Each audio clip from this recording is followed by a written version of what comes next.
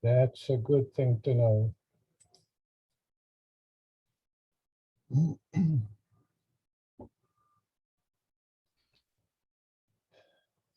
Boa noite, minhas irmãs, meus irmãos.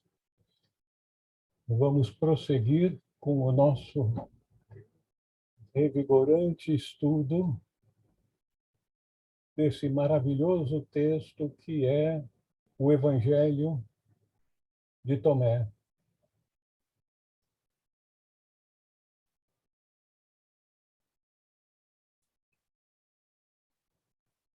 Nós paramos em nossa reunião anterior no Loion 45.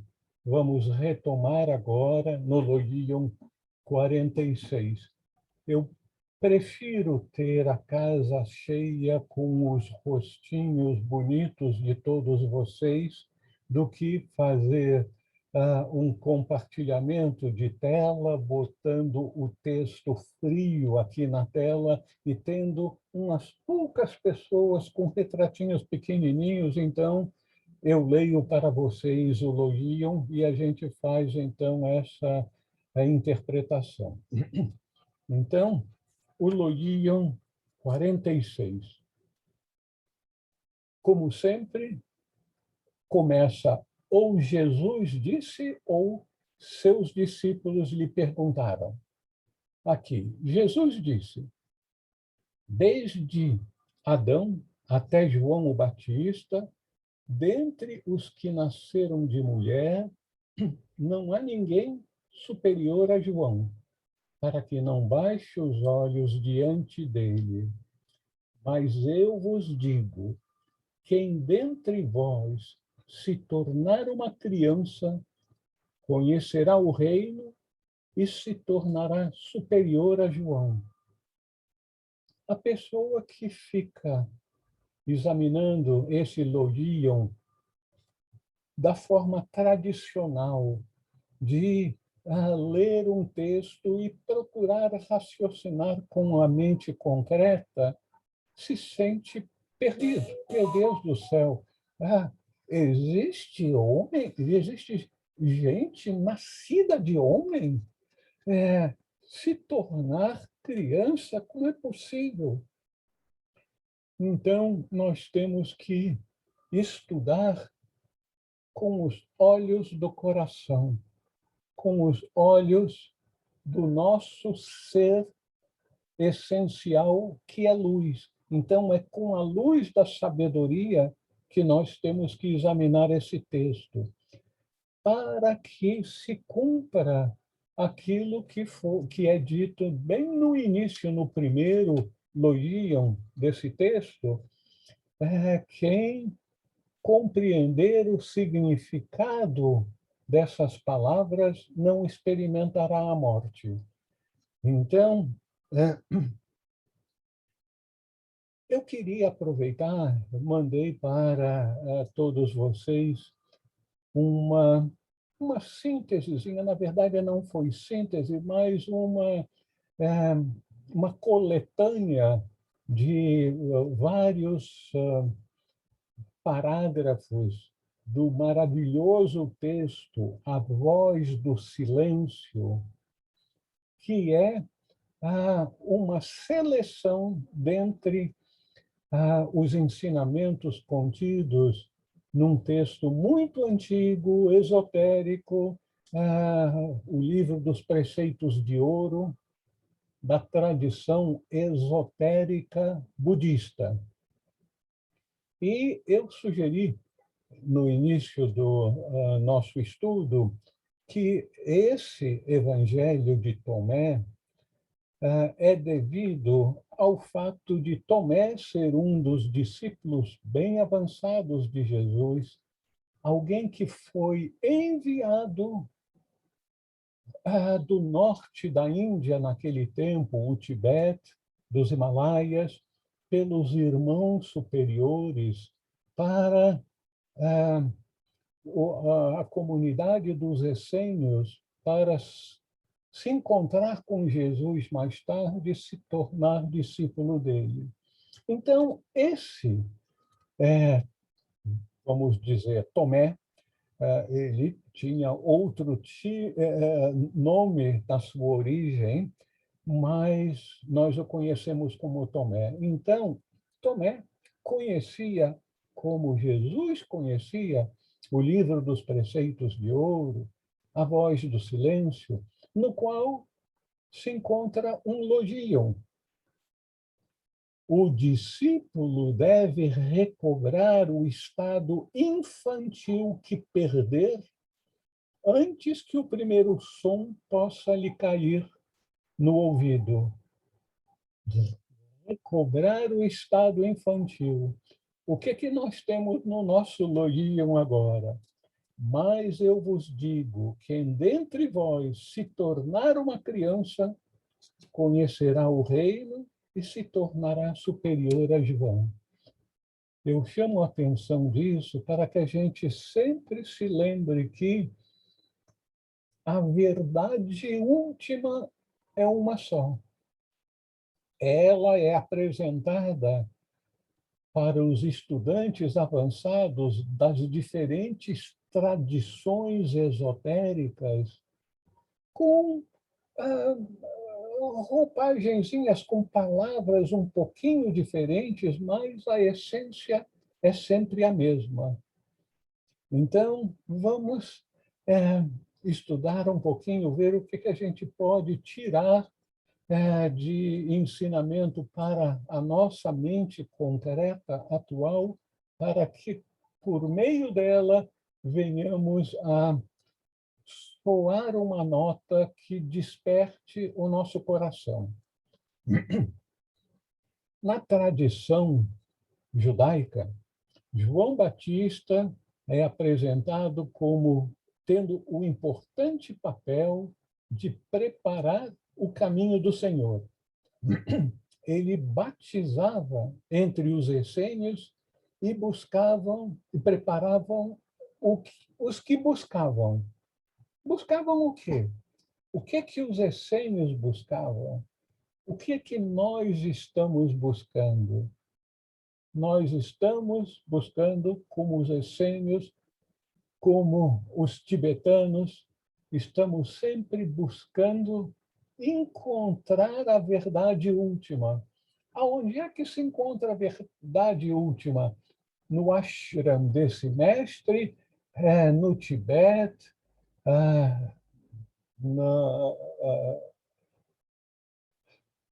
na Palestina, aonde? A verdade última se encontra em nosso coração de forma simbólica, se encontra em nosso ser de luz, se encontra no grande instrutor que está à disposição de cada um de nós, porque ele está e sempre esteve no nosso interior. Ele faz parte da essência do nosso ser. É isso que todos nós buscamos. No sistema escolar, nós precisamos de bons professores que, nos níveis mais básicos, nos ensinam os fundamentos.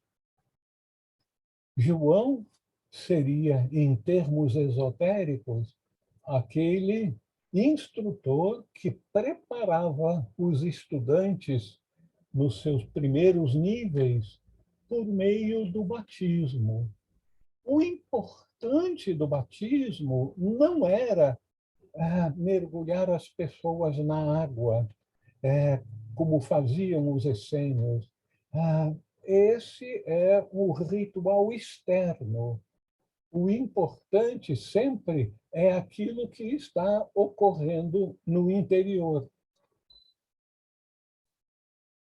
É aquele progressivo despertar da nossa natureza lucífera, luz em nós. Então, trazendo uma imagem da nossa vida atual, quando nós queremos nos preparar para conhecer as coisas do mundo, nós vamos à escola e depois vamos fazer um curso superior na universidade. Isso para as coisas do mundo.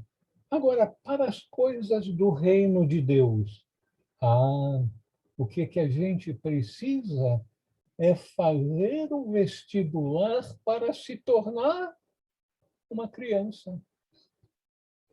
E aí, meu Deus do céu, você está brincando comigo, Raul, faz isso não. Se tornar uma criança não é voltar a ter 6, 8, 10 anos. Não é o corpo da criança que nós precisamos voltar, que é impossível. Nós precisamos voltar para a atitude interior. A criança é inocente. Você vê, nesse Lolion, nós precisamos alcançar a inocência das crianças. Mas o que significa inocência? Tem poucos condicionamentos. Aí a gente fica procurando digerir o que significa, qual é a importância de ter poucos condicionamentos. Nós temos muitos condicionamentos extremamente úteis para certas atividades do nosso dia a dia. Nós dirigimos um carro praticamente em piloto automático. Praticamente, mas é melhor não ficar trocando mensagem de WhatsApp enquanto a gente dirige, não é? Então, a gente tem muitos condicionamentos úteis, muitos, mas nem todos são úteis. Muitos condicionamentos atulham a nossa mente de pode, não pode, isso é bom, isso é ruim. Então, esses condicionamentos vão limitando cada vez mais aquilo que a gente pode deixar plantar de sementinha para crescer, porque existem muitos condicionamentos que dizem essa semente não pode crescer na sua consciência. Você já tem aquilo que você precisa. Olhe para o seu passado, aí pá, é só a gente se limitar pelo passado que a gente não consegue expandir a consciência, porque a consciência já está atulhada de coisas, a lembrança do passado, que são os fatores limitativos da nossa consciência. Por isso que os instrutores usam essa imagem. Para que a gente possa entrar no reino, nós devemos nos tornar crianças inocentes, com a consciência aberta para ensinamentos que nos levem para a expansão de consciência, em vez da limitação da consciência que é tornada comum pelo nosso pequenino eu, pelo ego, que nos tende a agir de forma egoísta. E o egoísmo é a negação da força primordial da vida, que é o amor. O amor acolhe, o amor traz os outros para o âmbito de nosso coração, de nossa família espiritual. Então, nós precisamos todos entrar na faculdade espiritual, nos tornando inocentes como crianças.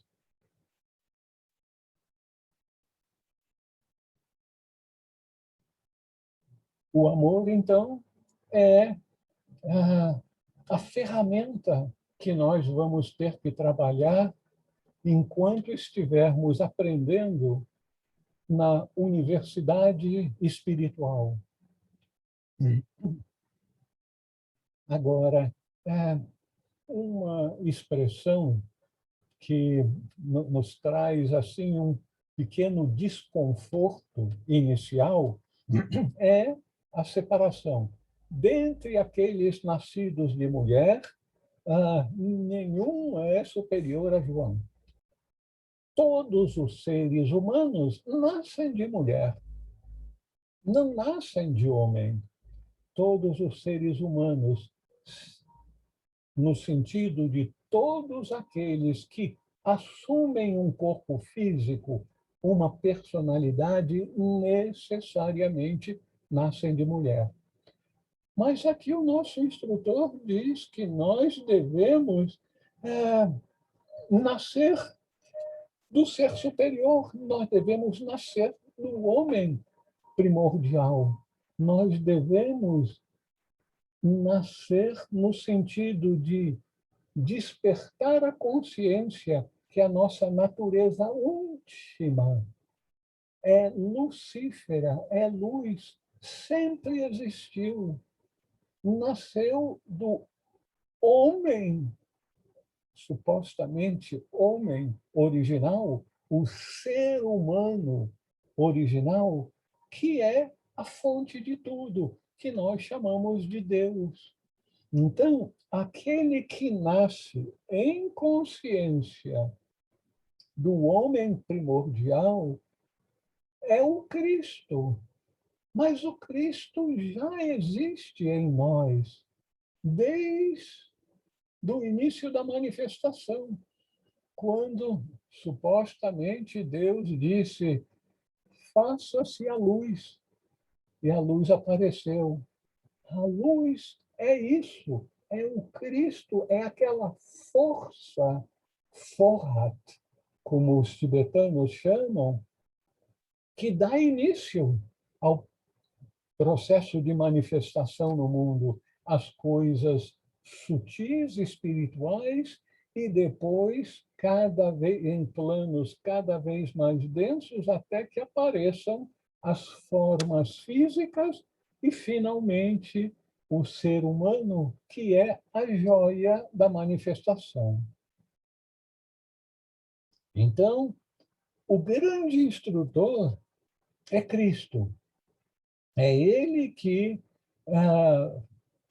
leva a cabo o curso de pós-doutorado que todos nós vamos fazer com relação à vida espiritual.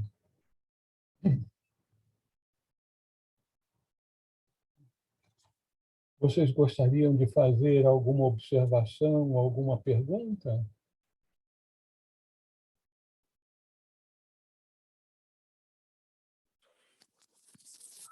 Raul, Não sejam tímidos, podem falar. Pois não.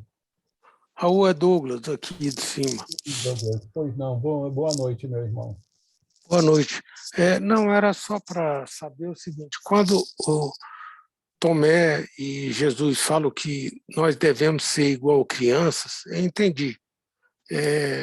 Perfeita essa análise dele, mas não tira um pouco a gente do prumo em relação ao cotidiano da vida, de deixar a gente assim mais aquele cara é fácil de enganar, ele é inocente demais, tudo é fácil com ele. Se você contar qualquer coisinha, ele acredita. Não fica assim, a gente não se torna um peixe fora d'água? Você tem toda a razão, Douglas, em mencionar que se nós nos tornarmos, na idade adulta que estamos, inocentes como as crianças, nós vamos ser enganados por todas as pessoas com quem nós nos encontrarmos. Mas nós estamos trilhando um caminho de expansão de consciência que abarca tudo para nós desenvolvermos aquilo que é apresentado no maravilhoso livro fundamental de orientação espiritual, o livrinho Aos Pés do Mestre. E em Aos Pés do Mestre é dito que a primeira qualidade ou qualificação que deve ser desenvolvida no discípulo é o... Eu estou pedindo ajuda e ninguém vai me ajudar? O discernimento. Discernimento é a primeira qualidade que o discípulo deve desenvolver. E essa qualidade do discernimento vai sendo desenvolvida ao longo das eras, das muitas descidas na carne, das muitas reencarnações que o ser humano deve fazer, as diferentes classes, né, na escola da vida, para que a gente desenvolva essa qualidade do discernimento e a transforme em sabedoria, que é a última qualidade excepcional que os mestres de compaixão e sabedoria desenvolvem.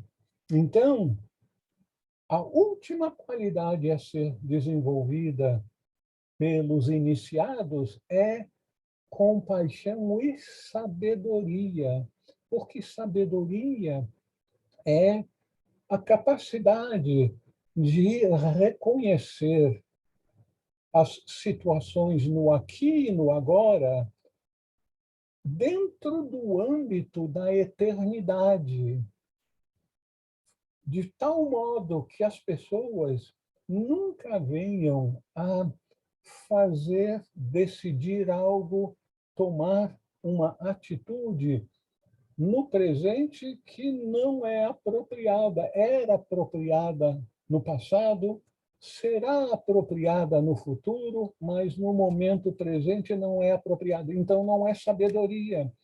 A sabedoria é a qualidade, a virtude mais excelsa do ser humano, porque o torna, vamos dizer, infalível em suas escolhas.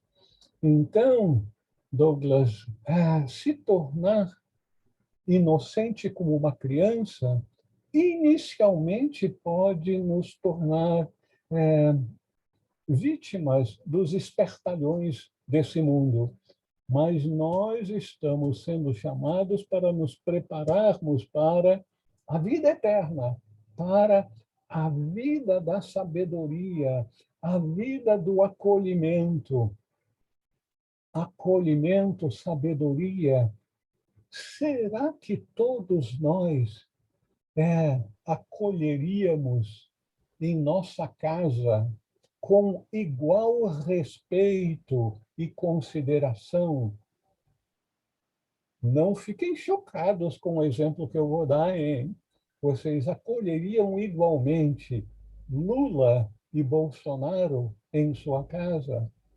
Ha, ha, ha. Isso é escolha difícil, mas não é escolher, é acolher, meus irmãos, acolher. Somos todos um, direita e esquerda, criminoso e santo. Todos têm aquela luzinha interior do Cristo. É por isso que a expansão de consciência que nos coloca no estado do reino dos céus, de unidade, a gente muitas vezes diz da boca para fora: eu sou um com Deus e eu sou um com todos os seres. É fácil dizer isso. Eu digo isso todos os dias nas minhas práticas espirituais, muitas vezes, mas eu tenho certeza que eu ainda não tenho essa capacidade de acolher igualmente, ainda que sabendo que existem aqueles que agora não estão expressando o Cristo interior, mas estão expressando as forças contrárias. Por que que fazem isso? Porque a raiz de todos os males é a ignorância. Ignorância. Então, nós estamos aprendendo na escola da vida a dançar. Mas você, vou dizer, esse cara pirou agora pirou. Dançar. Porque a dança de salão, como nós sabemos, a gente dá um passinho para um lado, um passinho para o outro, um passo para frente, dois para trás, e a gente vai entrando no ritmo da música, que é vibração. Então, nós temos que entrar no ritmo da vibração desse mundo para saber, agora eu tenho que dar um ou dois passinhos para a direita e depois eu vou dar 5 passinhos para a esquerda, um passinho para trás, 3 passinhos para frente, e aí vai. Isso, querido irmão Douglas, é o desenvolver da sabedoria a partir da inocência das crianças. Não vai ser realizado rapidamente, automaticamente, vai requerer muito tombo na estrada da vida, muito joelho ralado, de tantas quedas que nós vamos ter para transformar discernimento em sabedoria, que exige o desenvolvimento de todas as nossas capacidades, inclusive a intuição. Aprender novamente, né, Raul? O aprender sempre.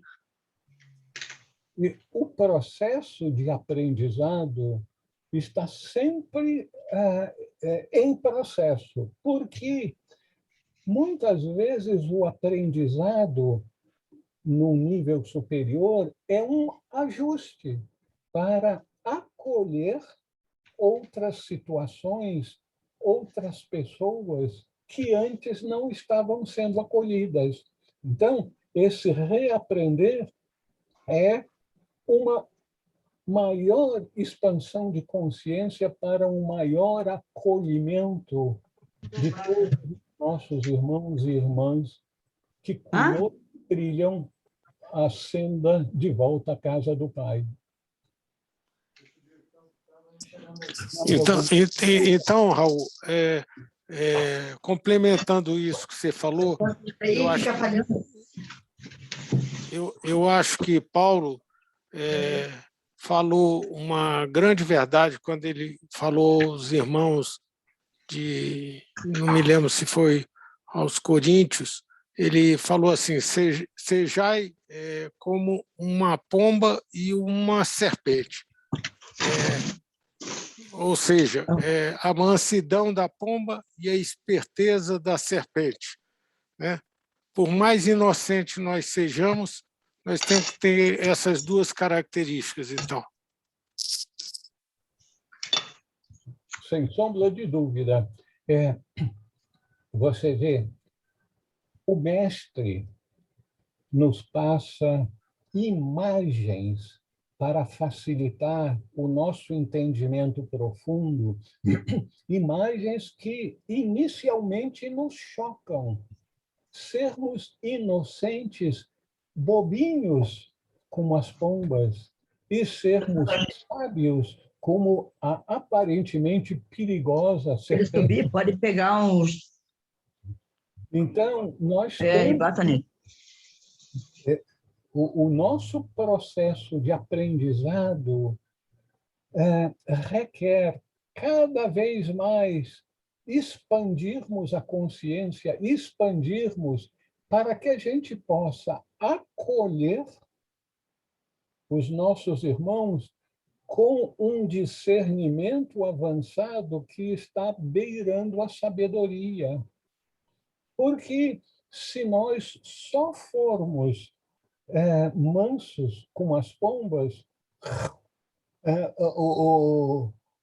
as feras A do mundo serpente. exterior vão papar essa pomba rapidinho. Então, nós temos que combinar inocência com sabedoria.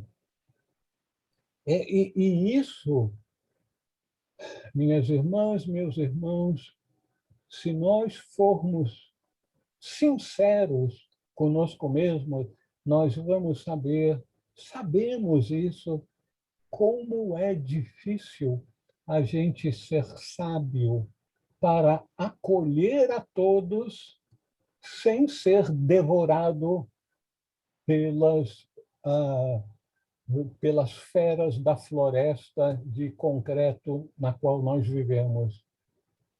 Então, é essa combinação de inocência com sabedoria é o objetivo último da nossa jornada para expansão, expansão, expansão de consciência, até que nos tornemos mestres de compaixão e sabedoria.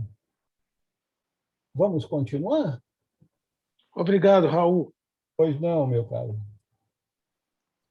Professor, me desculpe. Eu gostaria que me fizesse o grande obséquio. Não ficou claro para mim. João, quem falou que todo homem, que não existe homem de mulher que seja melhor do que João? Ficou meio confuso isso para mim. Isso. Não sei se para os amigos, colegas aqui. Por favor. Veja só, minha irmã. Os grandes instrutores que passam ensinamentos para nós, eles estão passando ensinamentos espirituais. O espiritual tem a ver com um plano, nível de consciência que vai além da matéria. Se vai além da matéria, o espírito não tem forma. Não tendo forma, nós não podemos dizer que ele é assim ou é assado. Então, os ensinamentos mais profundos espirituais dos grandes seres tendem a ser apresentados na forma de parábolas, de alegorias que usam um exemplo material para dar uma ideia do que se passa no mundo espiritual que não tem forma. Não tendo forma, você não pode dar um nome para isso, porque os nomes são separativos. Então, o nome homem e mulher separou os dois sexos. No mundo espiritual, só há um ser, só há Cristo. Então, Cristo existe tanto naqueles com corpos de homem como com corpos de mulher. É isso que muitas vezes nós nos perdemos nas vírgulas e não vemos o sentido mais amplo daquilo que o instrutor está querendo nos passar. Então, ele não está necessariamente medindo. O homem, João tem essa medida. Aqueles que se tornarem inocentes como as crianças terão uma medida maior. Não é essa a ideia que nós temos no mundo material, que tudo tem seu nome, sua separação, sua identidade. Tá? No mundo espiritual, é um mundo de unidade. Somos todos um.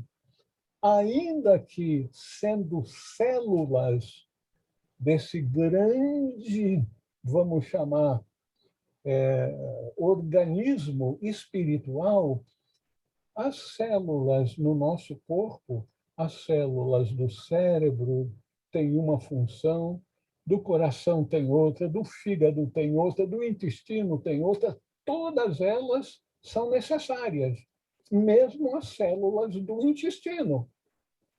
Então, nós, com a nossa mente concreta, pensando em termos materiais, às vezes a gente diz, mas isso aí não faz sentido. Enquanto que no enfoque espiritual, esse é um enfoque que agrega tudo. Aquilo que aparentemente é separado, é distinto, no nível espiritual, tudo isso se une. Agora, em que nós estamos centrados na nossa mente concreta, comandada pelo pequenino eu, o ego, que é separativo por natureza, precisa ser assim para que a gente venha a atuar no mundo espiritual sem esquecer aonde nós moramos. Se nós, de repente, perdêssemos a lembrança do passado, e todos os ensinamentos espirituais nos dizem que nós devemos transcender o passado. Não é o esquecer o passado, porque se a gente esquecer o passado, a gente não volta para casa. A gente terá esquecido o endereço e terá esquecido como é que a gente volta para casa.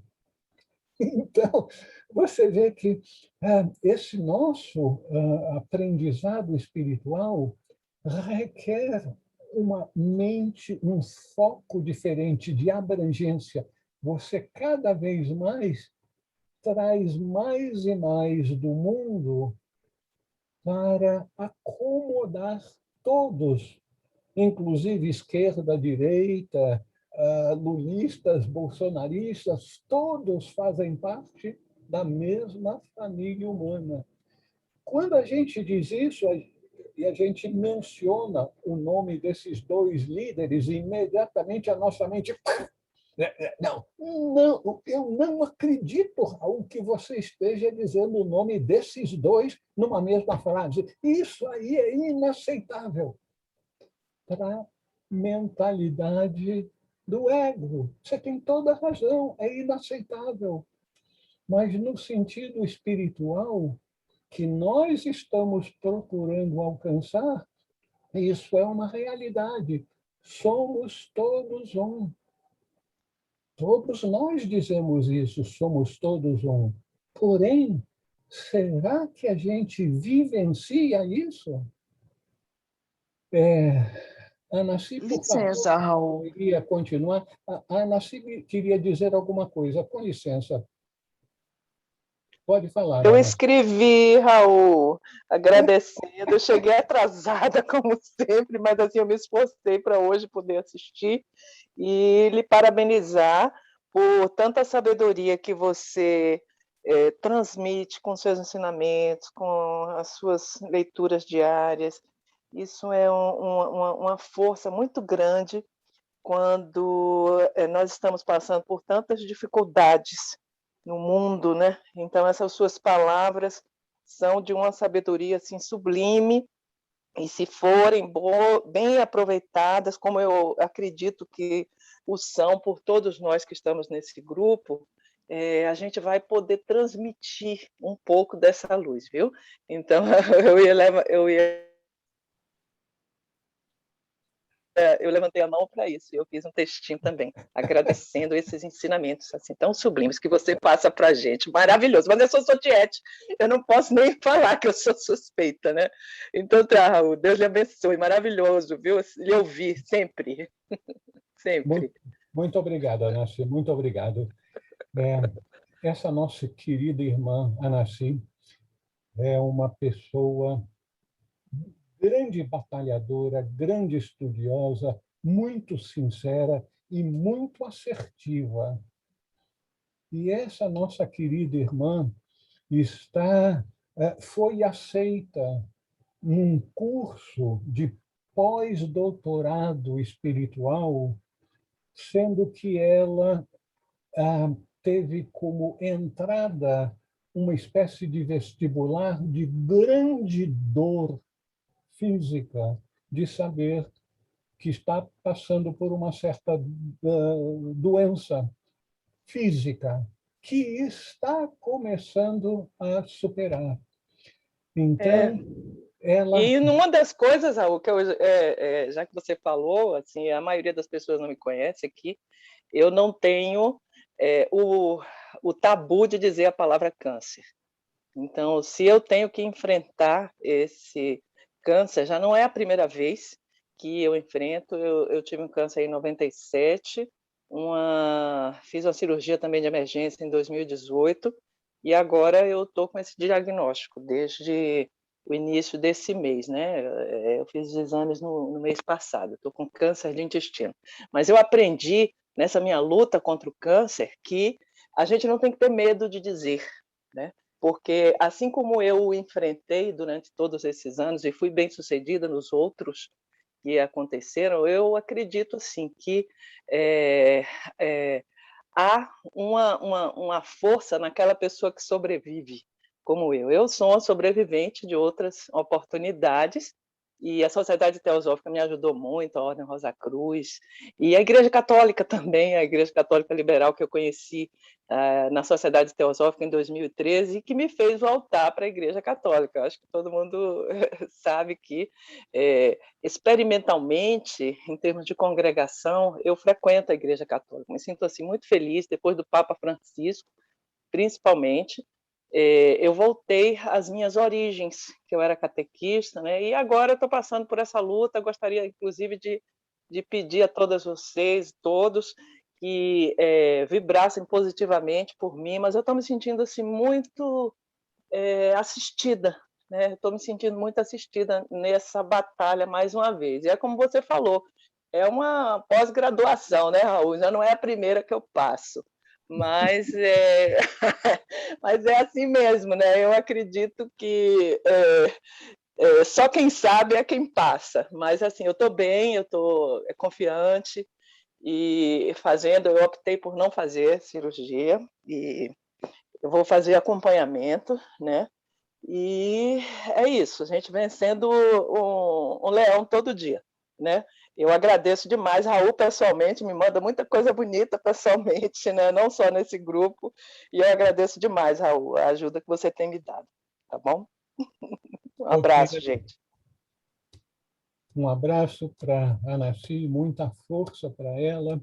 E vocês veem, botando um parêntese aqui para todos nós, porque tudo isso são lições para todos nós compartilharmos. O nosso grande instrutor, o chefe de todos os instrutores mais terrenos, esse grande chefe da instrução espiritual, é sábio e compassivo. Ele usa algo da dor no mundo material, não é causada por eles, não, direcionada em virtude da colheita que nós estamos e teremos que fazer dos nossos atos passados, pela lei de causa e efeito. Eles aproveitam aquela dor como um fator de despertar uma espécie de fermento, colocar um fermento na massa. Que massa? Da nossa consciência, para que nós possamos expandir a consciência e abarcar aspectos que antes nós deixávamos de lado como não servindo aos nossos interesses deste mundo. Então, a nossa expansão de consciência nos permite verificar os valores que nós damos às diferentes experiências, às situações pelas quais nós passamos neste mundo, como fito de aprendermos coisas que nos facilitem a expansão de consciência. Sempre expansão de consciência significa nós agregarmos, trazermos para a nossa consciência mais e mais e mais, como tudo fazendo parte do grande um. Quando a gente fala isso, parece tão sem nexo para o nosso dia a dia que passa batido. A gente já ouviu centenas, milhares de vezes: somos todos um. Eu e o Pai somos um, e eu sou um com todos os seres. Já ouvimos isso dezenas, centenas de vezes. Mas até que ponto isso realmente tocou o nosso coração para que a gente comece a vivenciar isso de aceitação, respeito, entendimento, nesses momentos que nós vivemos atualmente, momentos políticos, momentos de pandemia. É muito importante para a gente entender que as verdades fundamentais que são ensinadas por todos os instrutores sempre estão presentes. Por que tantas pessoas se recusam a usar máscaras, a se vacinar? Por quê? Ignorância. Não é que eles sejam maus, que sejam isso, não. Simplesmente não abriram a consciência para entender que essas medidas são necessárias para a proteção deles na sua expressão externa, material, e para a proteção dos outros também. Ignorância, a ignorância está sempre na raiz de todos os males. Então, como nós estamos cada vez mais nos abrindo, essa abertura, isso aí é atitude espiritual. Não é começou a ouvir uma frase, se tocou num nome, num conceito que o seu condicionamento lhe diz que isso é mal e isso é bom. Então, se uma palavra parece se relacionar naquilo que, na sua mente concreta, você botou a etiquetinha, isso é mal e isso é bom, aí você não acolhe aqueles que supostamente estão dizendo uma frase, um conceito que você colocou a etiquetinha mal. Bom, eu acho que nós já exploramos bem esse nosso loginho. Vamos continuar? Pois não, Simone? Perfeito. Só mais uma pergunta, Raul. João Batista existiu mesmo ou é uma metáfora para a jornada de Jesus? Não, é dito na tradição esotérica cristã que João o Batista existiu. Ele era uma nova encarnação de um antigo profeta e ele realmente atuou entre os essênios e era muito próximo de Jesus, ainda que ele usasse dos conceitos e daquelas tradições antigas que estavam sendo superadas pelos ensinamentos desse mensageiro divino que foi Jesus. E ele era um instrutor iniciado? Certamente era um instrutor iniciado. E aí você está pensando, se ele era um instrutor iniciado, como é que Jesus, então, iria superar os ensinamentos de um iniciado? Pensei. 5 dedos. Primeira iniciação, segunda iniciação, terceira iniciação, quarta, quinta iniciação. Por isso que nós fazemos o sinal, tudo bem, já tem uma quinta iniciação. Então, somos perfeitos. Ele ainda não era perfeito. Nós sabemos da vida de certos grandes seres. Por exemplo, no século passado, um grande iniciado, uma pessoa que deixou um imenso legado. Eu estudei muito as suas obras, traduzi algumas delas. Geoffrey Hodgson, um grande instrutor. Possivelmente, parece que ele alcançou nessa última encarnação o mesmo nível evolutivo de Helena Blavatsky. Parece, mas eu não quero entrar nisso, pelo amor de Deus. Mas, no seu diário oculto, o seu instrutor disse para ele que eles eram companheiros de jornadas há 8.000 anos, que eles já tinham se encontrado no Antigo Egito e passado por iniciações. E aí disse para o Geoffrey Hodgson, você vê, irmão, você teve tantas encarnações em diferentes tradições, mas nas suas 2 últimas encarnações, no país onde você está agora, você fez escolhas erradas e fez um pequeno retrocesso.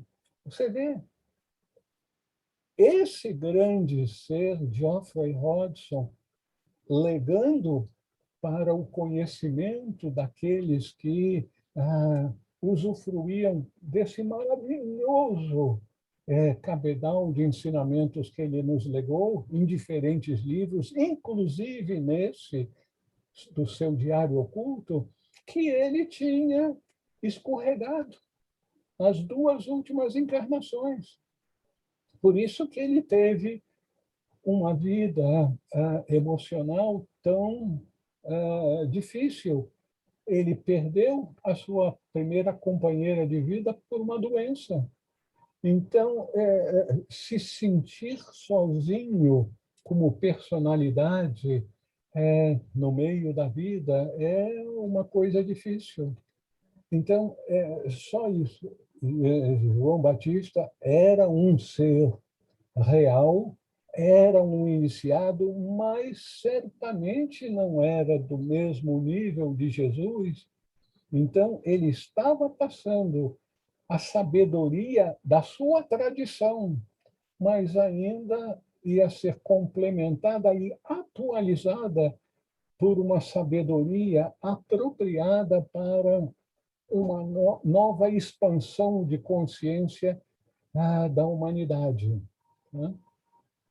Continuamos? Obrigada, Raul. Pois não, pois não. Então, vamos continuar. Loion 47.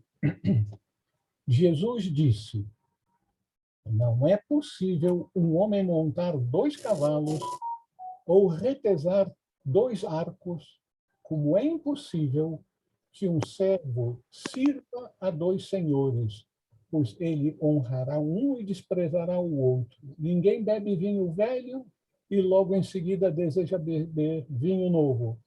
E não se coloca vinho velho em odres novos para que não o estraguem. E não se cose pano velho em veste nova, porque ela poderia rasgar. Esse ensinamento de compatibilização do velho com o novo é tão importante que ele se encontra também nos evangelhos canônicos. Então, é um ensinamento que nós já nos confrontamos em nossos estudos anteriores. Segundo a interpretação habitual, não é possível servir a 2 senhores. Portanto, é necessário escolher um ou outro. Essa interpretação tem sua razão de ser, porém, ela é limitativa, porque nós devemos escolher um ou outro. Essa interpretação criou muitas discórdias e problemas ao confinar o ser humano à dualidade. Dualidade, bom e mal. Como todos nós aqui estamos condicionados por esses conceitos. Isso é bom e isso é mal. Esse partido está certo, aquele partido é lixo. E assim vai. Dualidade, dualidade, esquecendo que toda a humanidade faz parte da família humana. Aí a gente... não, isso aí vai fundir a minha cuca, tá? Enquanto nós estivermos pensando unicamente com a nossa mente concreta, com o ego comandando, como sendo o maestro da nossa mente concreta, sim, nós vivemos na dualidade, certo e errado, bom e mal. No entanto, nós temos que transcender, expandir a consciência. Como é que você pode expandir a consciência, transcender entre os opostos de bom e mal? Como? Entrando na consciência do eterno. Como é que a gente faz isso? Expandindo a consciência. Sendo capaz de ver no outro não as limitações da personalidade. Minhas irmãs, meus irmãos, eu vou dizer uma coisa que vocês não vão gostar. Todos nós temos limitações. Nós já escorregamos, já caímos, já fizemos besteiras. Todos nós. Até mesmo Geoffrey Hodgson. Então, nós, no nosso aprendizado na escola da vida, somos chamados para a pós-graduação em que nós vamos expandir o nosso conhecimento para abarcar o eterno. No eterno, todos os criminosos da Papuda e muitos políticos vão expandir a consciência, vão superar a grande limitação da ignorância que os faz agirem de forma egoísta. E aí, no eterno, a luz em todos vai brilhar. Nós seremos a expressão perfeita de Cristo no mundo. Isso pode parecer heresia para alguns. Não, Cristo está em cada um de nós. O apóstolo Paulo diz, meus queridos, que eu sofro outra vez as dores do parto. Como é que um homem pode sofrer as dores do parto? As dores do parto, até que todos vós tenham alcançado a plenitude de Cristo em vós. Não é só despertar Cristo em nós, é expandir até a plenitude de Cristo em nós, sermos perfeitos, mansos como a pomba, sábios como a serpente, desenvolvendo o discernimento até a plena sabedoria. Então, essa habilidade de superar a dualidade, entrando no estado de consciência da eternidade, isso aí é o grande desafio que todos nós temos agora, mas temos que nos lembrar que todos nós vamos passar nesse curso com nota máxima, porque senão nós não passamos. Raul, eu gostaria de lembrar uma palestra que eu ouvi de você há muitos anos atrás, em que você falava, você está falando de uma forma assim bem que dá para pessoas assim que a gente não tem esse conhecimento tão profundo de teosofia entender, mas eu acredito que tem a ver com uma palestra que eu assisti sua e que é muito elucidativa sobre humanas, a tríade inferior e a tríade superior, né? Essas diferenças entre nós, então, que criam essa ilusão de dualidade, né? Então, à medida em que nós evoluímos, a gente passa a fazer valer mais a nossa tríade inferior do que aquela tríade superior que nos iguala. Né? E entre eles tem aquele a cama lupa, louca, né? Então, assim, os ensinamentos da Sociedade Teosófica são muito elevados. Não necessariamente a gente consegue entender em apenas uma vida de estudos, mas, assim, isso que você está falando é básico para a gente entender as diferenças que existem no quaternário inferior em relação à tríade superior, que é aquilo que nós aspiramos. Então, assim, eu achei assim fantástico. E seria interessante se você colocasse esse texto, que eu acho que foi em um dos seus livros que você falou sobre o quaternário inferior e a tríade superior. Isso Depois mesmo. você coloca para a gente. Muito bem, Tá bom? muito bem. A Ana C. queria dizer alguma coisa? Não. Eu falei agora, né, Raul? Será que não me ouviram? Eu acho que não ouviram, né? Será que eu preciso... Eu falei com você, né? Eu preciso repetir, não? É que você tem um texto muito interessante sobre o quaternário inferior e a tríade superior que explica pormenorizadamente isso que você acabou de falar. Eu achei assim, perfeito, interessantíssimo. Tá bom, tá bom. Muito obrigado, Nancy. Eu fico um pouquinho encabulado, só um pouquinho, que vocês estão fazendo essas menções ao meu quaternário inferior, à personalidade Raul. Vamos voltar para o instrutor Jesus.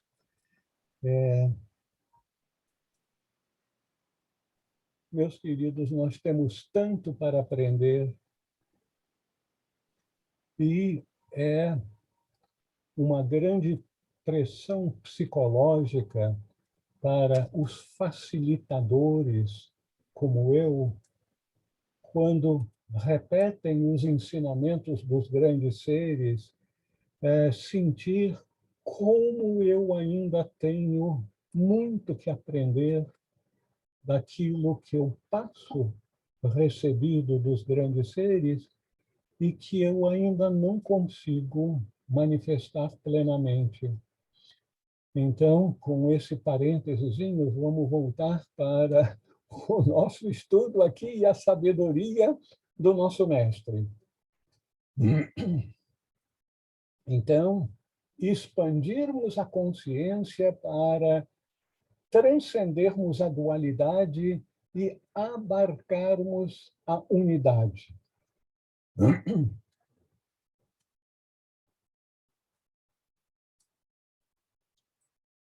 Jesus está nos chamando a atenção para fatos, para situações mais profundas com relação à dualidade que nós não podemos amar e odiar ao mesmo tempo. A energia que nós escolhermos em virtude das nossas escolhas no mundo exterior farão com que nós façamos uma escolha entre o bem e o mal, entre aquilo que causa sofrimento aos outros e, consequentemente, sofrimento a nós, versus aquilo que traz benefícios para todos os seres. O que traz benefício a todos os seres? O amor, o acolhimento, o perdão, a compreensão. Isso é amor. Amor sem interesse pessoal. Mas não é saudável na vida espiritual nós estarmos sempre opondo uma coisa a outra, escolhendo uma coisa contra a outra. O vinho velho é bom e o vinho novo também é bom, mas nós não devemos misturá-los. Assim como a tradição espiritual é boa e os novos ensinamentos também são bons. Nós precisamos respeitar isso sem omitir aquilo. Mas, para isso, nós temos que nos tornar dançarinos espirituais, sendo capazes de dar um passinho para cá, outro passinho para lá. Essa acomodação cada vez mais ampla que o verdadeiro amor possibilita para nós. Mas algumas pessoas poderiam dizer que o vinho novo do Espírito não pode ser guardado em odres velhos, como, por exemplo, as igrejas e certas instituições religiosas, da mesma forma que o vinho novo do Evangelho acabou detonando a lei mosaica e a sinagoga. Então, julgamentos, meu Deus do céu, quantas e quantas vezes nós ouvimos Jesus falando e expressando de diferentes formas: não julgueis para não serdes julgados, pois com o julgamento que fizerdes, sereis julgados. Por que os grandes seres nos chamam a não julgar os outros? Porque nós não temos o conhecimento profundo para saber o que está por trás do comportamento de certas pessoas. E esse ensinamento profundo, essa sabedoria, nos dará também a compaixão para aceitarmos a forma de expressão que esses irmãos estão usando na sua dança da vida momentânea.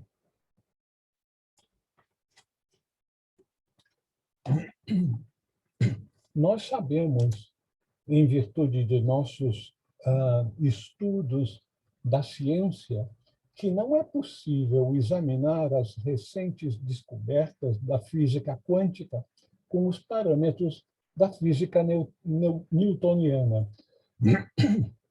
Em resumo, nós podemos dizer que Jesus frisa a unidade essencial do ser humano a despeito de suas diversidades existenciais.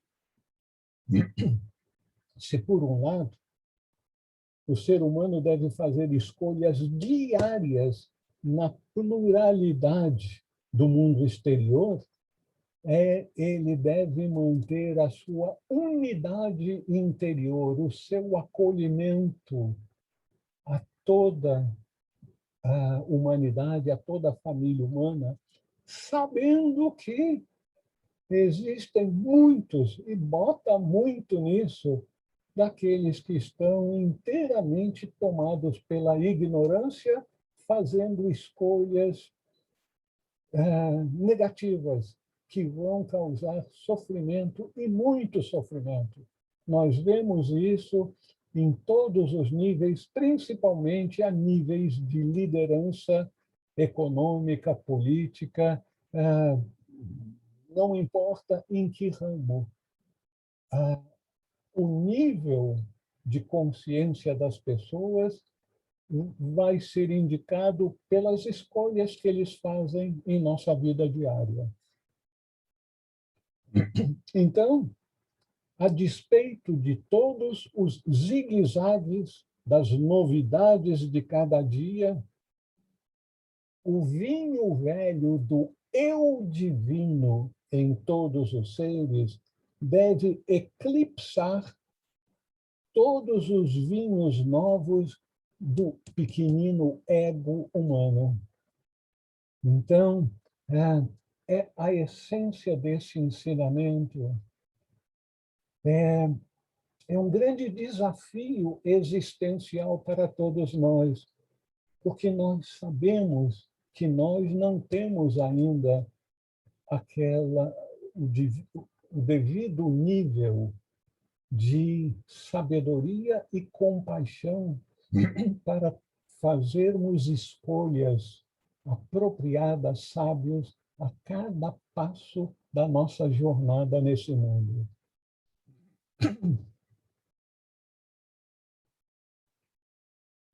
Vocês gostariam de fazer alguma observação? Esse é um tema que causa uma revolução na nossa mente. Nós sabemos que tem muita coisa que a gente já falhou no passado, que pode estar falhando no presente. As nossas escolhas, será que todas elas são sábias e compassivas? E, em termos de escolha, está incluído a escolha de mantermos as nossas antigas escolhas, de escolhermos e não mudarmos. Aí a gente, meu Deus do céu, isso é muita coisa para o meu caminhãozinho. Então, esse Lilian poderia ser objeto de muita meditação para nós, as nossas escolhas do vinho velho em odres novos. Alguém gostaria de fazer alguma observação? Anaci, por favor. Então, Raul, ouvindo você falar, me veio à mente que eu acredito, eu li aqueles livros, tanto influenciada pelos seus livros, que eu conheci os livros de Bart de Ehrman. Eu não sei se pronuncia assim, que é aquele que o que Jesus disse, o que Jesus não disse. Então, assim, quando você fala e você insiste mesmo nesse ponto, quantas vezes a gente ouviu Jesus dizer não julgar e as pessoas continuam julgando? Foi uma conclusão que eu tirei dessas leituras. Talvez por isso mesmo Jesus não deixou nada escrito. Ele sabia escrever. Então, no início do cristianismo primitivo, como você bem fala, e a gente que estuda, a gente vê os livros de Bart Ehrman, havia uma seita dentro dos cristãos, porque eram várias divisões, em que eles se consideravam docéticos. Os docetas ou docéticos, eles defendiam que Jesus não era um humano de carne e osso. Eles achavam que Jesus era um ser divino, né? E que por isso ele não escreveu em tudo. Então essa visão primitiva foi depois passada em diversos encontros que hoje a gente conhece na Igreja Católica como concílios, e foram superados porque eles diziam que Jesus só tinha a aparência da carne humana, mas que ele realmente era divino, né? Então os docetas foram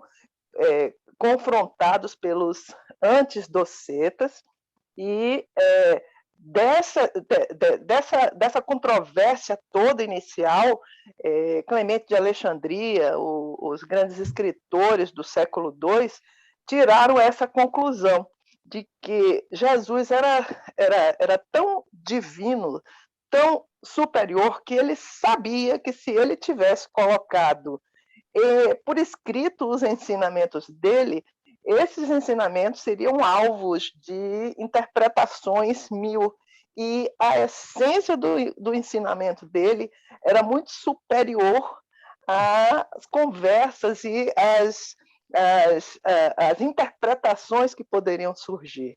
Então, assim,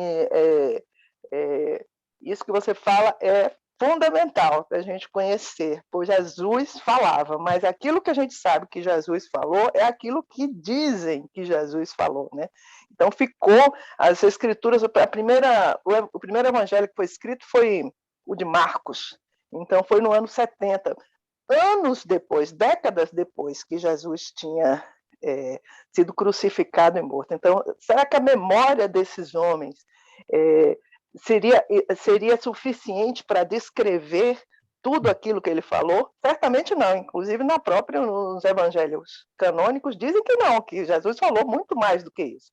Então, essa é a essência do pensamento de Jesus, e que você chama a atenção é que é a ideia que nós, que não apenas cristãos, né, mas que estudantes da filosofia esotérica, estudantes do cristianismo, deveremos ter em mente aquilo que é o cerne, né, da religiosidade e da espiritualidade proposta por Jesus. Então, eu só teria a acrescentar isso, mas, assim, aquilo que você fala é muito difícil para eu acrescentar, Raul. Então, assim, e você fala de uma forma tão clara que a gente não tem, pelo menos eu não consigo nem ter dúvidas. Não sei se é porque eu já li muitos seus livros, então eu releio os livros de Geoffrey Hodgson mesmo, que você falou no início. Eu tenho um dele, eu só tenho um, aquele, A Sabedoria Oculta na Bíblia Sagrada, de Geoffrey Hodgson. Muito maravilhoso, mas, assim, eu prefiro os seus porque a linguagem é mais acessível. Tá bom? É só isso, Raul. Muito obrigado pela sua complementação, Manaci. A propósito, aqueles que não tiveram a oportunidade de adquirir e ler o outro livro de Geoffrey Hodgson, que não foi publicado pela editora Teosófica, que é Luz do Santuário, o Diário Oculto de Geoffrey Hodgson. Aqueles que não tiveram a oportunidade de ler essa obra maravilhosa, podem me escrever que eu mandarei o texto para vocês por e-mail, porque é um texto eu mais... vou querer.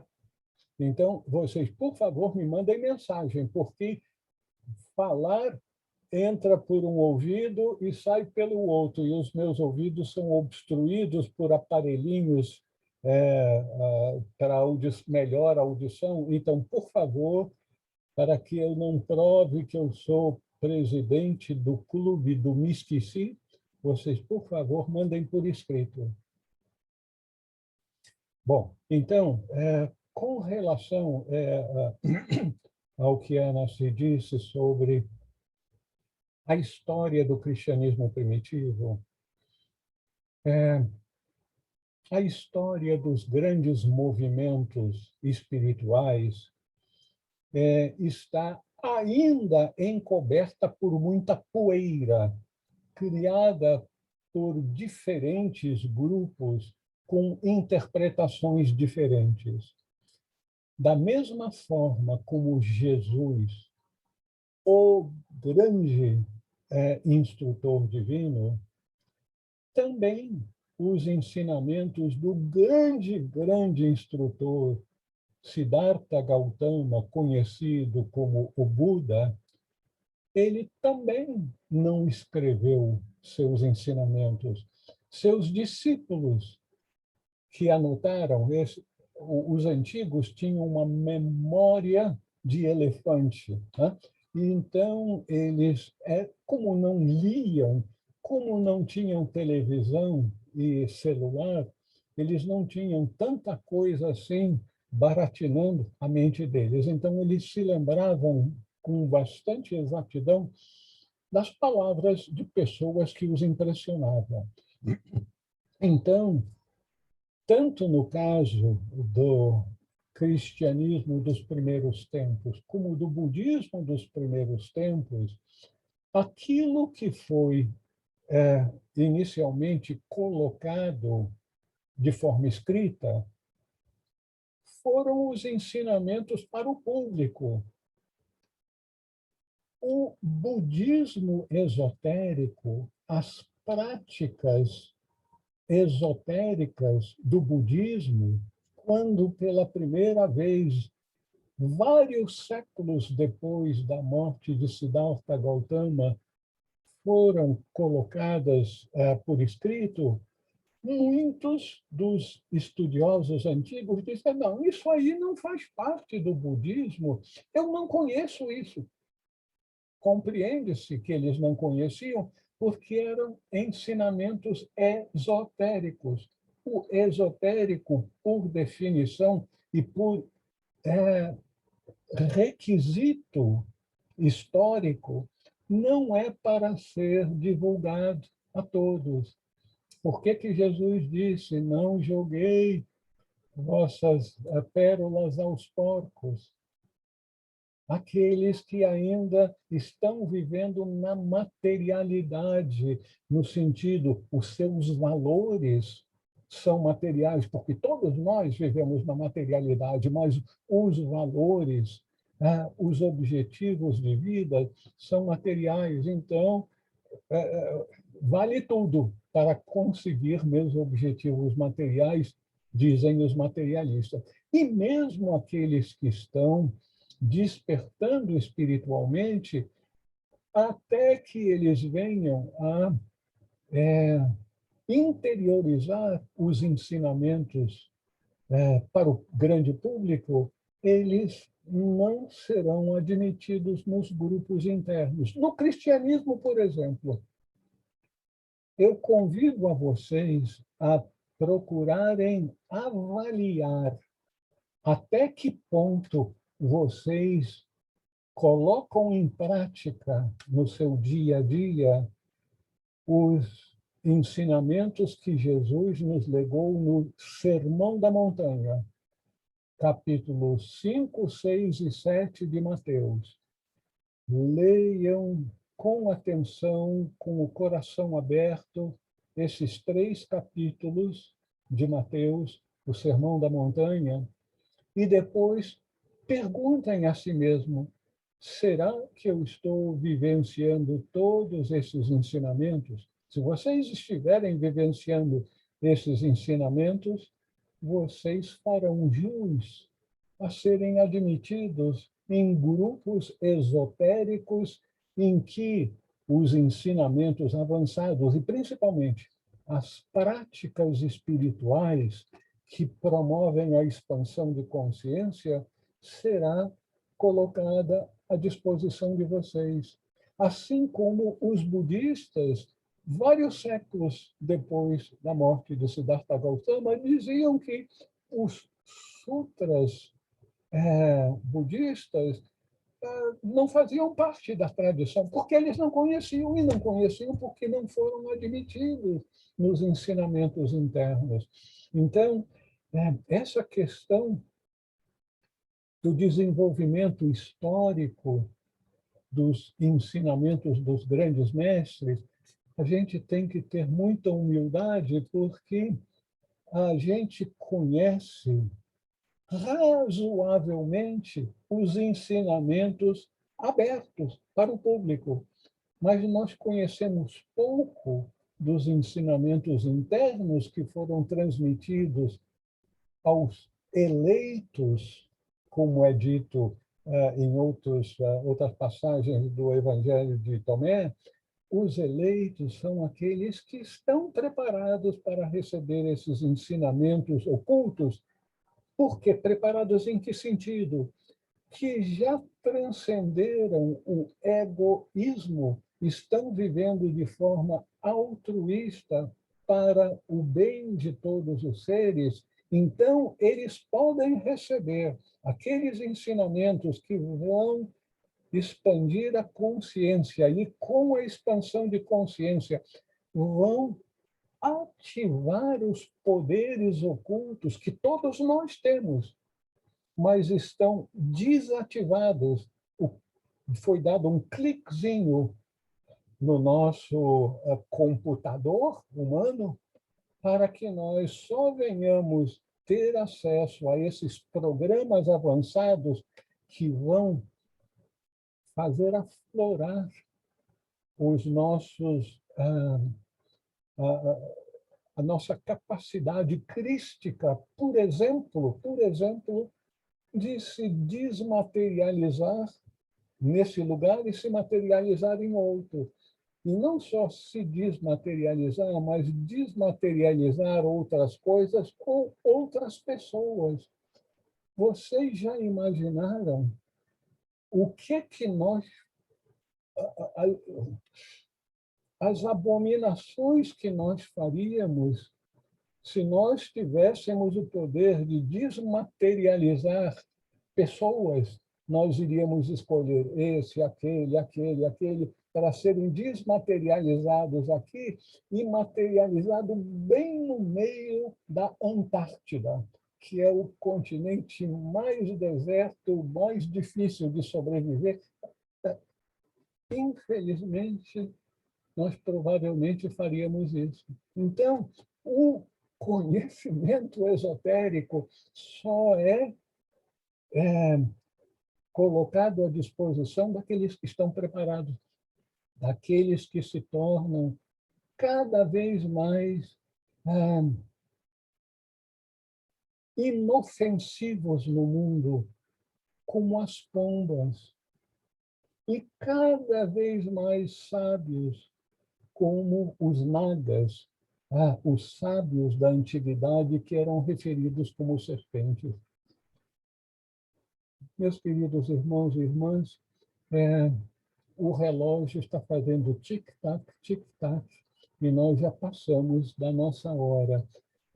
Se vocês tiverem alguma observação que vocês julguem importante para todo o grupo, façam agora.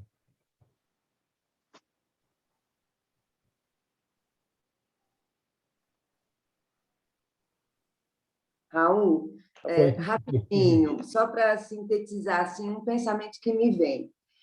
No estudo de hoje, em síntese, a gente pode dizer que o primeiro login quer dizer para a gente que a gente tem que se despir das crenças antigas e se abrir para um novo mundo, que seria a expansão da consciência com a retirada de todos aqueles preconceitos que a gente já tem. E, no segundo login, eu acho que a gente pode dizer que se a gente conseguir se despedir de julgamentos, de crenças e condicionamentos, a gente poderia se livrar desse odre velho e entrar num odre novo, para que a gente possa viver as experiências do dia a dia com a nova consciência que a gente tem. Então, sem julgar, a gente está aberto às novas experiências, que a gente daí pode ver como um observador coisas que antes a gente não conseguia ver. Mais ou menos, eu não sei se eu desviei um pouco, mas assim, foi o que me veio assim, na mente, eu achei interessante compartilhar. Muito obrigado, Cristina, você está correta. E eu diria que se nós quisermos resumir tudo e encontrar uma chavezinha para essa expansão de consciência, é procurarmos viver a cada momento da forma mais amorosa que nós conseguirmos. Porque o amor acolhe, o amor não julga, o amor perdoa, o amor abraça e quer de coração o melhor possível para todos aqueles com os quais nós entramos em contato. Então, a chave para esse estado de consciência é vivermos de forma amorosa. Muito obrigado, minhas queridas irmãs e irmãos. Eu agradeço a atenção de todos, desejo a todos um bom fim de semana e até... Bom final de semana, Raul.